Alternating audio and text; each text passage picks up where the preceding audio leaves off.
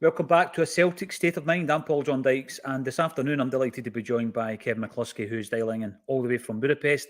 And we have Ian Conroy in, by the way, New Zealand. But where about in New Zealand, Ian? I'm in Auckland, a town called Devonport in Auckland. Superb. Now, we do have viewers in New Zealand, so a big shout out to all you guys and girls that are tuning in to A Celtic State of Mind. Yes, I'm still in the broom cupboard, and it's goalless at Fir Park. I was interested, Kevin. I think, gave Motherwell a huge amount of respect this week because of the way that they have gone about their business, particularly since Stuart Kettlewell came in. They've been a very, very difficult team to beat. You can see that 60% win rate. Yeah, they lost the last couple of games. I think there was a bit of a dubious decision at Ibrox that might have attributed to that. They have been just as organised and as disciplined as we expected them to be. They're not doing the whole thing that the Livingston will do with the parking the bus and all that, Kev. But they're not playing too high up the park either. They're allowing our back four to play the ball out from the back, and then they're defending it. And I think they're defending it pretty well. I think they are. I was actually surprised that stat you came out with before the game about Kettlewell having a 60% win rate. I didn't realise it was that high, but I know that he's done a really good job there. You always run the risk, I think, when you're talking about the opposition coming into these games, you're going to say really cliched and go, oh, they'll be well organised, they'll get men behind the ball, they'll do this, they'll do that. But I think when you talk about Motherwell, you kind of hit it on the head when you said they don't defend how Livingston defend. It's not a park the bus, it's not a siege mentality. It is actually structured and well organised. And when they've had the chance to counter, they've taken it, they've put bodies forward into attack. Possibly two of the best or clearest chances of the first half have been Motherwell's. That quick free kick that was slid in the channel and Bain makes the save, and then the cross that's flashed across the box right at the end. So it's not as if they're sitting in and just trying to defend. They're giving us possession, but then they're getting men behind the ball and they're breaking quickly. It's a good performance. And, as I said, didn't realise they had a 60% win rate under Kettlewell, but you can see why they do, because they're not a team that's going to concede very many goals. And if they can get one in the break, they look stubborn enough that they could hold it, which is the potential worry that we've got because we haven't created the clear openings just yet. No. And by the way, I think you're right. Motherwell did start to come into the last 10 minutes of the game, and we've seen very well drilled teams, like Kev says. We've seen it so many times, and it's a case sometimes of being patient. There's a lot of calls in the comment section for changes at halftime. I think we expected changes with one eye on Lazio, but you know what? It's not being disrespectful to Motherwell. There's a job to be done here in the second half. But up top in the final thirds, Kyogo's been pretty quiet. I don't think he's having a bad game. He's just been pretty quiet. Yang's distribution for me, and there was one moment in the first half where he was part of a fantastic move up the right-hand side. But over the piece, I think his distribution has not been good enough. His crossing's not really been decisive enough. And Maeda's been working all around the park, but we've not really created much, have we? I mean, are we just going to show that patience and try and grind them down in the first 10, 15 minutes of the second half, Ian? I think it seems like it's coming. I think Yang, you're right about his distribution. He had a good chance with that header as well. I think he should have made a bit of contact. He's still finding his sea legs, I think, within the team. I would make the change. I would take Yang off in the second half, but I would more of the same. I think that you're right. Kyogo's been quiet again. It's that he's not quite in the position he was in last season, and I don't know whether he's. Obviously, we don't know. We're not privy to what he's being told, but it seems a bit more deeper lying, and he's not finding those wee pockets of space. He plays on the shoulder. And he's such a clever player. So he doesn't seem to, whether he's just well shackled. I don't know. In terms of Motherwell, it seems that their shape. They seem to be content with letting Celtic have the ball, so they can retain their shape. And then we seem to be catching them out and finding these little bits of advantage when we win the ball back. If we press them quickly and get the ball back, they seem to be, they're rushing to get back into position. Whereas they're quite happy. They're controlling the game a lot more, with allowing us to have the ball. And then when they're getting the break of the ball, that's when they've been dangerous. I must say that Bain made a good save in that first, the quick free kick. Bain made a good save, and then Lagerbielke was quickest to react to defend the second effort. So good to see there. But yeah, I think answer to the question, I think more of the same. Fifth sort of 15 minutes, just keep playing as we are, and I think the chances will come. Yeah, I do think they will.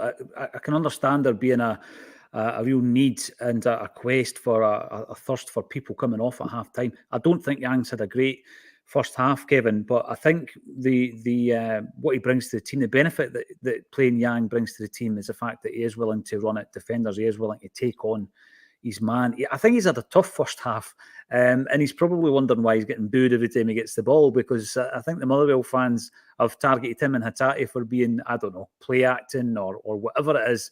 They've taken a disliking to these two guys and they're getting booed every time. And I actually felt that it affected Yang. Next time he got the ball, he almost fell over it. He is adjusting. He's adjusting in many different ways. And I would much rather give him another 10, 15. I know that might be unpopular in the comments section, going by some of them, to try and find his feet. Because you know what? I think Palmer was thrown in against Feyenoord and it took him a wee while just to adjust to that. And taking Yang off might damage him a wee bit more than keeping him on for 10, 15, see if he comes into it. What would you do, Kev? Yeah, unless a player's having an absolute stinker, I don't really think you change it at half time, and no one's having a stinker at the moment. It's what Ian said, really. We're playing a decent game. It's been a final pass or it's been a miscontrol at a vital moment that's let us down. We need to, it was an Ange statement, but you've got to trust in the process of what we're doing at the moment. We're not playing a bad game. We just need one thing to go right for us. And then we've got the quality that we can see this game out. For Yang, I'm really enjoying the battle that he's got up against Spencer on their left or right. I think he's losing it at the moment. Kev, isn't it? It's a good head-to-head. It's a really good head-to-head, yeah. And I think he's losing it at the moment. I think Spencer's kind of rattled him a little bit because he's putting a couple of kind of hefty challenges on him. And you're right, the next time the ball came to Yang, I think he's miscontrolled it. He's let the ball run under his feet or go out. But he showed in the earlier stages that he's also got the beating of him. And he will be that kind of winger that will just be heads down, wants to take his man on every time.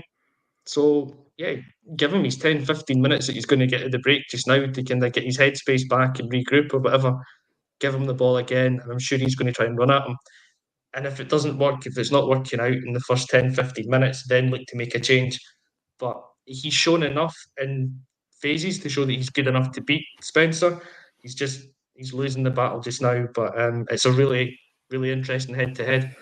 It is. And, one of the first openings I felt was when Yang found a bit of space down the right, hit the byline and zipped it into the front post. Kev, you and I used to always talk about that, about how that was Kyogo's ball. Kyogo would get to that ball. And as Ian says, he is playing a wee bit kind of further back and he's not, hanging on to the last man's shoulder as much, certainly in that first half. There's a comment here from K Matsu who says, still trying to play Maeda and Yang way out on the wings instead of letting them interplay with Kyogo in a more central lane. Where is this learning curve people keep telling me about? I think that, again, what I'm going to say here in defence of Brendan Rodgers, Ian and I were talking about it at the offset there, pre-match. I'm all in on Brendan, and I actually think that his in-play management is exceptional. We did see it, obviously, where he's had to change things when we've lost players over the last couple of weeks, when we lost 2 against Feyenoord and then 1 against Livingston. That classic example at Ibrox, remember when Simunovic gets sent off. The in-game management of Brendan Rodgers is fantastic, and I think that just because Maeda and Yang have been hugging the kind of touchlines, doesn't mean to say that there isn't a plan for the first 15, 20 minutes or indeed the last half hour of this game where that shape changes and we attack them in a different way. I wouldn't put it past them to do that. Thanks for your comment, K Matsu. Joseph McGonigal, the front three have been poor. Well, I think that there was a few moments, just little moments of skill. There was a moment when O'Reilly finds himself in the box. He lays it off to Hatate with his heel. It was just absolute class. Not long after that, Kyogo brings down a ball with, I don't know what part of his foot, and he ends up getting taken down. But there's been some wee moments like what you say, Kevin, if they just come off and you just find that wee bit of space, we're going to break the deadlock. And, I want to talk about the defence because there's some comments coming in here, Ian, about the fact that we've got Lazio on Tuesday night. We need to see to this game first, of course. Phillips is sitting on the bench. He needs game time for the Champions League, says Joe Fulham. I think Lagerbielke and Scales, for the best part, have looked pretty comfortable. There was one moment where Lagerbielke's attention wavered a bit. He lost the ball, but like you say, he's made a very, very important defensive block previously in the half. I've been pretty happy with him, but I would like to see Phillips coming on, not when it's nothing each and we're still trying to find our way through this Motherwell defence, though. Yeah. Give it the 15 minutes and then, unless you're going to change it at half time, get Phillips on. He needs minutes in his legs. It's the correct thing to do in light of the game during the week against Lazio. So first 15 minutes, change it out, or if not at half time. That's what I would do. I want to bring this up because Hatate's just signed a new deal. I agree with what Kev was saying in terms of Hatate on his game is technically the best player in Scottish football. And I think that first half, he was having a tough time of it, Ian. Him and Willie Collum don't seem to get on very well either. He's taken a kick to the face, and he's not really had the opportunity, has he, to open this game up. But I do feel that there's just moments in a match like this that Hatate can just take something out and create out of nothing a chance, a defence splitting move.